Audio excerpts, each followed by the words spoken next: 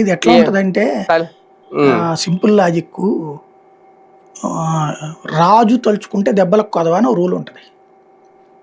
రాజుగారు చెప్పారు, జరిగిపోయింది అంతే.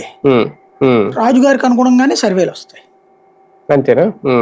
ఇప్పుడు ఇప్పుడు వాళ్ళు ఎవరు 170 180 సీట్లు ప్రజారాజ్యానికి వస్తాయి అన్నారు వాళ్ళ సర్వే. తెలుగుదేశం అప్పుడు సర్వే చేయించుకుంటే 210 సీట్లు వస్తాయని తేలింది. కాంగ్రెస్ పార్టీ సర్వే చేయించుకుంటే 225 వస్తాయని తేలింది. అట్లాగే ప్రభుత్వంలో అధికారంలో ఉన్నప్పుడు IVRS సర్వేలన్నీ కూడా భలే విచిత్రంగా వస్తుంటాయి అంతే.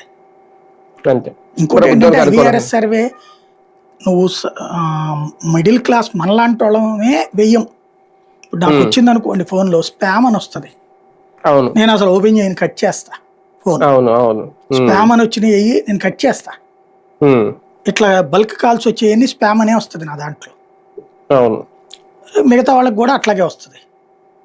ఎవరు ఎడ్యుకేటెడ్ ఎత్తరు, అన్ఎడ్యుకేటెడ్ ఎత్తుతారు. వాళ్ళకి అసలు ఆ బటను ఇప్పుడు ఫోన్ వాళ్ళు రాగానే ఇదంటే 1 నొక్కండి, ఇదంటే 2 నొక్కండి అంటాడు. ఇదంతా విని అక్కడ కీప్యాడ్ ఓపెన్ చేసుకోవాలి.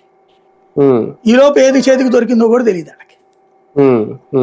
అవన్నీ ఇదేంటంటే సరిగ్గా లోకేష్ గారు కూడా ఆ మధ్యన అన్నారు, నాకు అనిపించింది మనకి సుదీర్ఘ అనుభవం ఉంది, అనేక మంది జర్నలిస్టులు మనం తయారు చేసిన వాళ్ళు ఉన్నారు చాలా చోట్ల గ్రౌండ్ లెవెల్ నుంచి.